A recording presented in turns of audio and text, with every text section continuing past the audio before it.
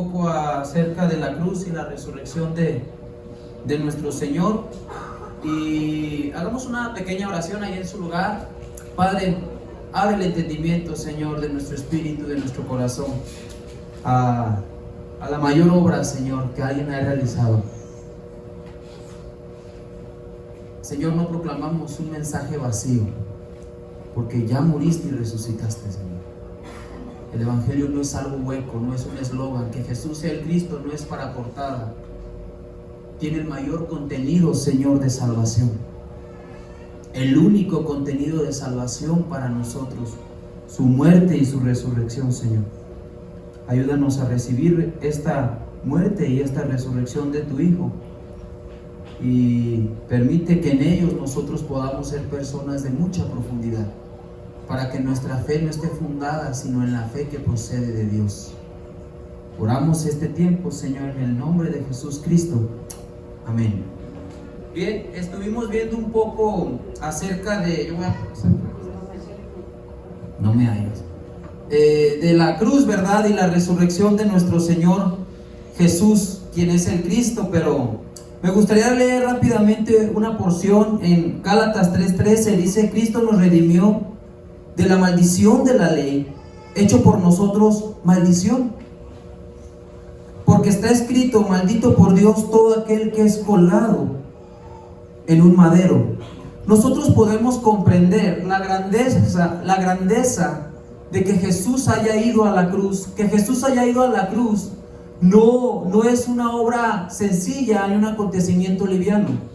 En realidad, el hecho de que Dios mismo haya tomado forma de siervo, ¿verdad?, y se haya humillado a convertirse en la mayor ofensa al Padre, es decir, convertirse en maldito, convertirse en maldición por causa de nosotros. Pero reitero, no solo eso, sino morir a la manera de alguien que vivía y de alguien que quedaba completamente declarado como maldito. Y en esos términos nuestro Señor experimentó la cruz. La cruz va más allá de ser una muerte dolorosa y desgarrante. La cruz es la manifestación de que esa persona está contundentemente maldita por Dios. Por eso iban a la cruz los peores criminales.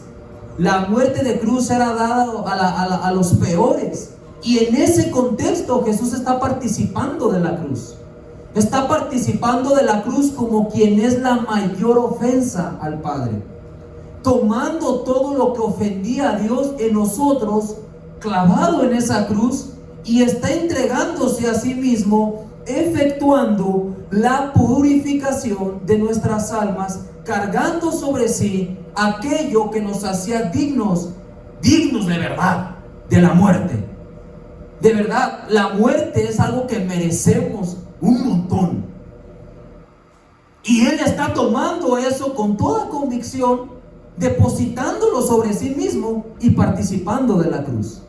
Participando en aquella obra donde nos es entregado a nosotros el perdón total, gracias a la sangre que está siendo derramada en ese lugar. Nosotros vemos que en verdad la única manera de que alguien pudiera pagar, y no quedaba pagado, pero de que pudiera recibir algún tipo de merecido por su maldad, era ir a la cruz. Pero el Señor participa de la cruz sin tener ningún tipo de culpa, y eso es lo que hace que el que Él haya ido a la cruz sea grande, porque está participando de la cruz ajeno a la culpa, ajeno a la condena, ajeno a la maldad, pero Él está yendo con toda contundencia a la cruz. Y me encanta cómo la Biblia narra su caminar hacia la cruz, como oveja que enmudece, que no se defiende. Delante de sus trasquiladores enmudeció, no abrió su boca y fue derechito a participar de aquello que nos daría a nosotros la libertad, el perdón y la salvación absoluta. Que Él haya ido a la cruz, hermanos, para nosotros es la buena noticia que porta este evangelio, que proclama que Jesús es el Cristo. gracias a que Él participó de la cruz, hoy nosotros tenemos redención total de vuestras almas, de vuestros pecados, dice la palabra. En Él de verdad, el Padre, ya no queda ningún tipo de reserva de ira, algún depósito vigente de ira para derramarle al hombre, sino que Dios se asegura de depositar en este inocente toda nuestra culpa, y Él con toda contundencia va a la cruz, participa de la cruz, muere en la cruz, en un contexto como el que venimos hablando, convirtiéndose en la mayor ofensa a Dios. Y esto es a lo que Él, no podemos decir que le tenía miedo, pero sí que lo hizo sudar sangre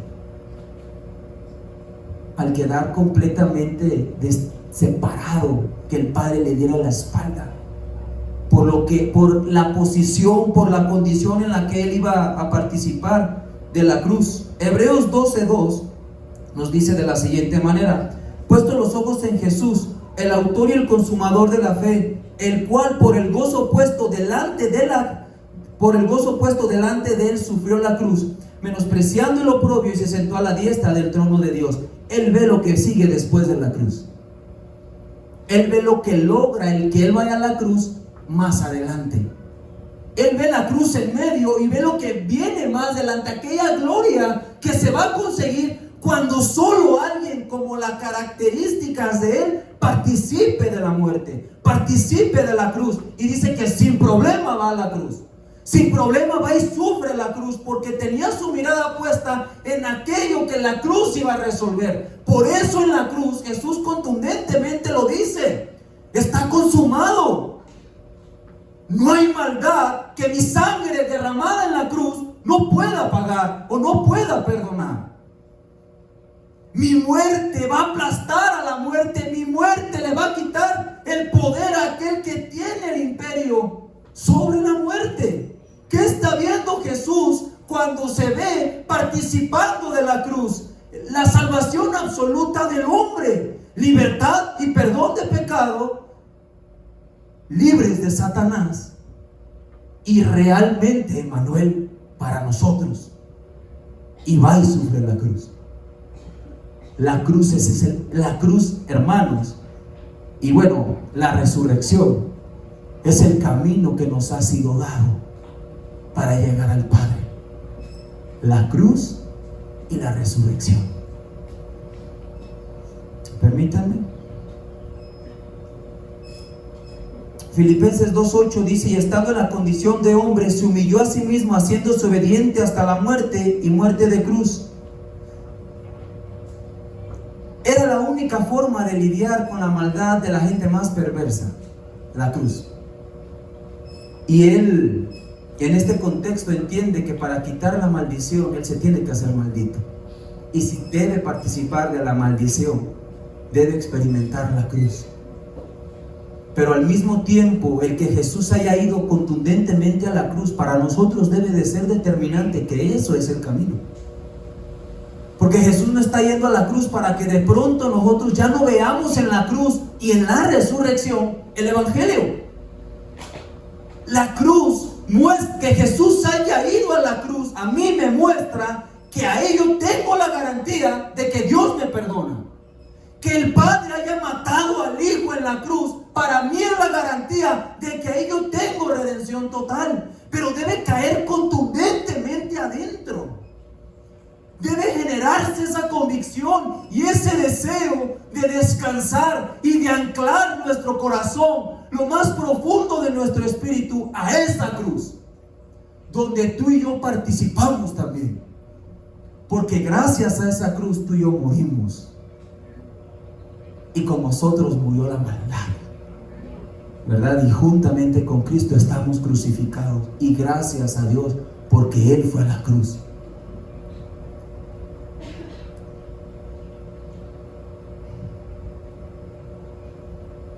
Esta es la única manera de lidiar con el pecado, yendo a la cruz. Yendo a la cruz sin ser culpable de cruz, sin ser culpable de muerte, sin ser culpable de ningún tipo, sin tener ningún tipo de culpa, y Él participa en este contexto de la cruz, y nosotros entendemos cómo en la cruz se efectúa el cumplimiento total del oficio. Porque hablábamos ahorita, ¿verdad? Ahí en el grupo del taller, Él grita consumado, no es después de la cruz. Ahí clavado grita consumado es. Y no es que Él estuviera gritando en tiempo futuro, Él está gritando en tiempo presente. Consumado, no dice consumado será, consumado es. Porque la cruz está resolviendo aquello que Dios tenía como objetivo resolver por medio de la cruz. Y ese objetivo es el que Jesús ve y lo lleva a menospreciar, a no darle importancia al sufrimiento y decir, sufro aquello que debo sufrir, aquello que se tiene que pagar, denle, aquí estoy, pero mira lo que viene después, aquella gloria venidera de la que nos hace partícipes en la resurrección por medio de la fe. Y entonces vimos también un poco, vamos a Juan 11:25, dice Jesús les dijo, yo soy la resurrección y la vida, el que cree en mí, aunque esté muerto, vivirá. Y aquí hay una garantía total, porque la palabra a mí me está mostrando que Él es la resurrección, es decir, en Él no hay ningún tipo de muerte, y ningún tipo de muerte puede con la resurrección. Él ya es contundentemente la vida.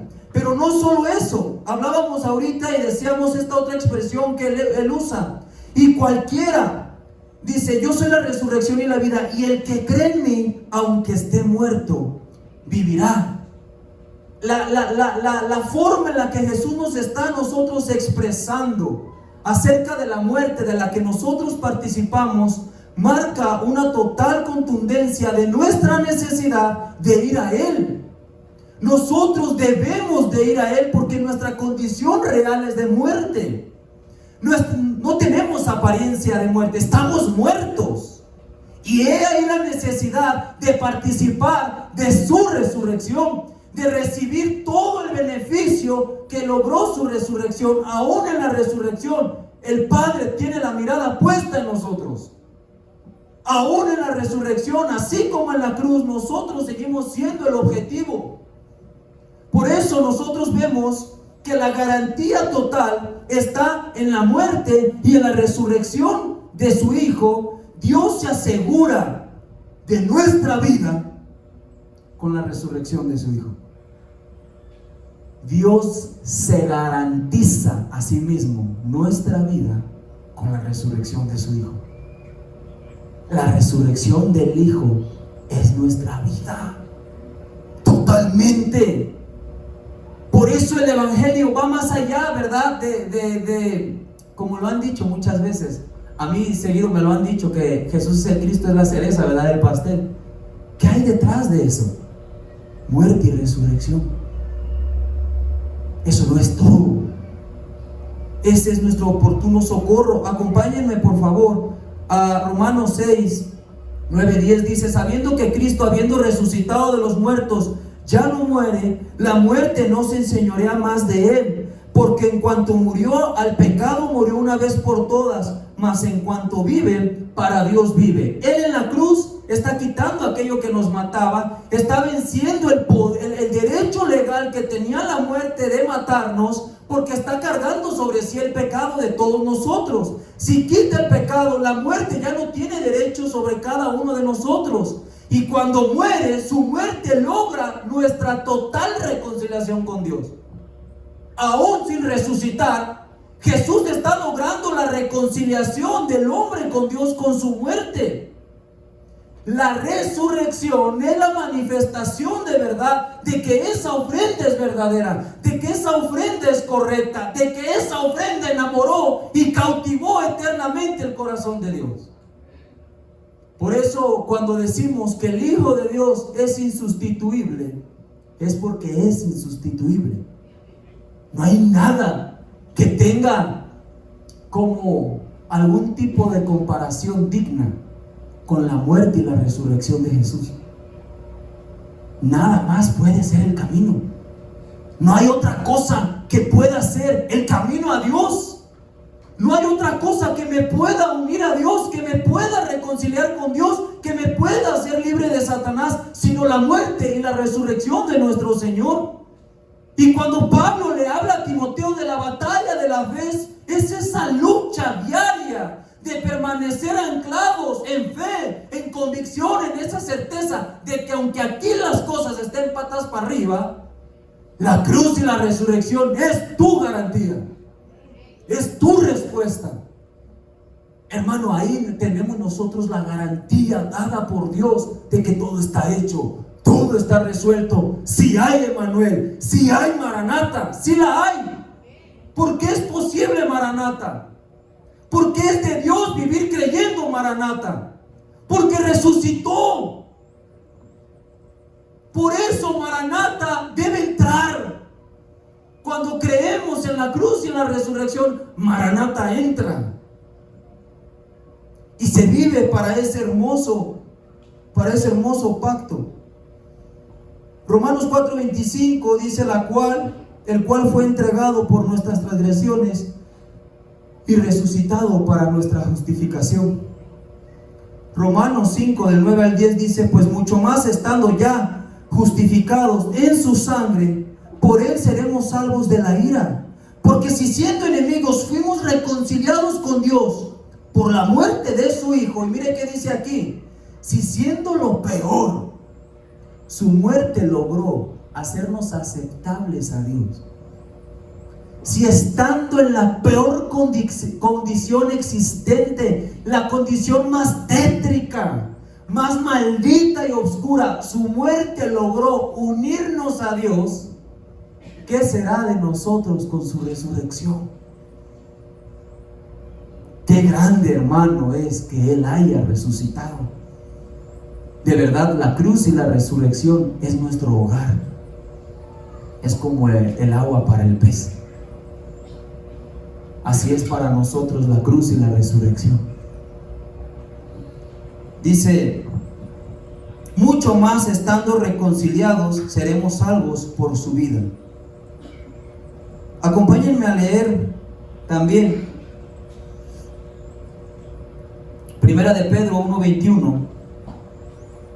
Y mediante el cual creéis en Dios, quien le resucitó de los muertos y le ha dado gloria, para que vuestra fe y esperanza sean en Dios. Miren, hay algo bien, a mí personalmente, el evangelio me llegó a ser insípido, porque era alguien bien superficial en el evangelio. Y nosotros entendemos que basta no entender o comprender o recibir su cruz y su resurrección para estar en una condición así, donde el evangelio no es la respuesta. Pero de verdad, ¿por qué el evangelio sí es la respuesta? ¿Qué hay detrás de que Jesús sea el Cristo? Nada más, la cruz y la resurrección. Por eso cuando Pablo presentaba el evangelio, hablaba de aquel hombre llamado Hijo de Dios que murió y resucitó. Y eso era suficiente para transmitir el testimonio de Dios. Ese es el testimonio de Dios, un testimonio espiritual, un testimonio solo dado por su Santo Espíritu. La muerte y la resurrección de nuestro Señor Jesús como el Cristo es la garantía para relacionarme y tener todo que creer y confiar en Dios. Y nosotros vemos la constante inclinación, lo hemos puesto de ejemplo ya, de cómo el pueblo, ¿verdad?, a pesar de asegurar que Dios sí cumple su palabra, hermano, nosotros tenemos de prueba que Dios promete al Mesías, promete que va a padecer, promete que va a morir, promete que va a resucitar, promete a su Santo Espíritu, promete que va a volver. Y estamos en el último tiempo de este pacto. Tenemos una garantía enorme de que Dios no le falla a su palabra. Pero el hombre, cuando no recibe el poder de la muerte, el poder de la cruz, el poder de aquello que se está resolviendo con la cruz, sigue gobernado por el pecado y vive ignorando voluntariamente que no se quedó en promesas el plan de Dios. vive convencido de que Dios sigue siendo alguien en quien no creer. Dios sigue siendo alguien en quien no confiar. Y eso le pasaba al pueblo. Nosotros tenemos la garantía de que Jesús murió y resucitó, porque el Espíritu que lo levantó de los muertos por medio de la fe nos ha sido dado a nosotros. Y ese Espíritu promete levantarnos de entre los muertos cuando corresponda. Pero esto es algo que acontece mediante la fe. Si me acompañan por favor a Primera de Timoteo 6:12 para poder ir concluyendo este tiempo.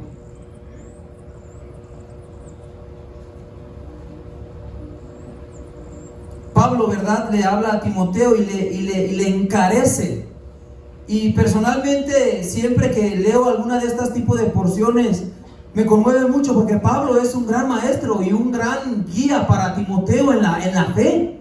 Y alguien de este carácter, Pablo no le está escribiendo a un ignorante, le está hablando a alguien con una fe no fingida, alguien que sabía del Mesías, alguien que ya daba la vida, alguien que no fingía creer el Evangelio. Y Pablo vuelve a Timoteo por medio de una carta con el corazón presente de que quizás es lo último que Timoteo va a tener de él, y le dice: pelea la buena batalla de la fe, echa mano de la vida eterna, echa mano de aquel que es la vida eterna, conoce al Hijo que es la vida eterna, apaláncate de él, ánclate en lo que él es, acuérdate de Jesucristo, ¿no le dice?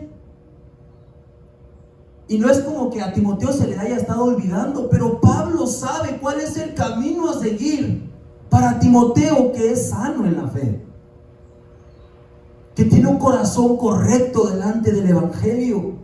Continúa acordándote de nuestro Señor, del linaje de David, resucitado conforme a la Escritura. Y nosotros vemos que Pablo le continúa diciendo: echa mano de la vida eterna, a la cual asimismo fuiste llamado, habiendo hecho la buena profesión delante de muchos testigos. Acompáñenme a Primera de Corintios, por favor.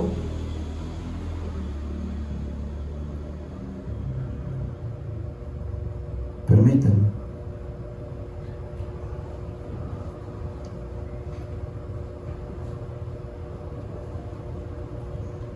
Primera de Corintios.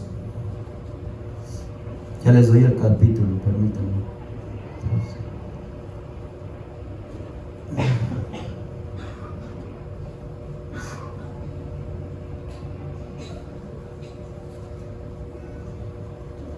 Yo me alisté para compartir temas que no me correspondían, y ahorita de última hora me puse en sintonía y ya no lo alcancé a notar, pero aquí va a estar, permítanme.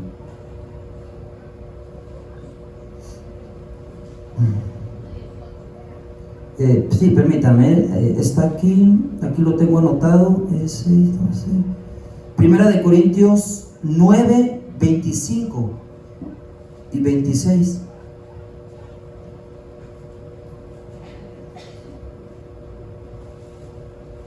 Dice: todo aquel que lucha, de todo se abstiene. Ellos a la verdad para recibir una corona corruptible, pero nosotros una incorruptible. Así que yo de esta manera corro, decía Pablo, no como a la aventura. De esta manera peleo, no como quien golpea el viento o el aire, sino que golpeo mi cuerpo y lo pongo en servidumbre. No sea que, habiendo sido heraldo para otros, yo mismo venga a ser eliminado.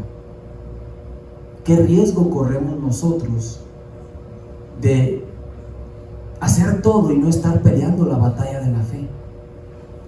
De hacer un gran montón de cosas de verdad y con un corazón quizá que quiere agradar a Dios, y estar en una condición de alguien descalificado. Ahora vemos a Pablo hablando a los corintios y les habla de esta manera: nosotros no estamos haciendo esto como quien golpea el viento. Lo que hacemos no está al aire, pero mira cómo es la carne que eso ve. Hermano, a veces pareciera que aferrarse al Evangelio no tiene sentido, de verdad. Es desgastante, no hay algún tipo de gratitud. Eres perseguido, No hay nada atractivo en aferrarte a la fe, pero Pablo le dice: pelea esa batalla. Esta es tu batalla, Timoteo, que tú, que eres hombre o mujer de fe, te corresponde pelear esa batalla. Pero Pablo, ahí no hay nada agradable, y no importa, porque no andamos quien golpea el viento. ¿Por qué Pablo expresa eso? Él sabe que hay detrás de aquel en el que cree. Él sabe que contiene eso que predica: cruz y resurrección. Por eso nuestra obra no es vana. Por eso vivir para la evangelización mundial tiene todo sentido cuando se cree. Por eso vivir para verlo regresar en nuestros días es absolutamente el deseo de Dios. Ese es el corazón de Dios. Eso no es pelear o pegarle al aire. ¿Qué hay detrás de lo que proclamamos? ¿Qué hay en lo que proclamamos? La muerte y la resurrección de nuestro Señor Jesús. No hay mayor garantía que eso. No hay algo más grande que eso.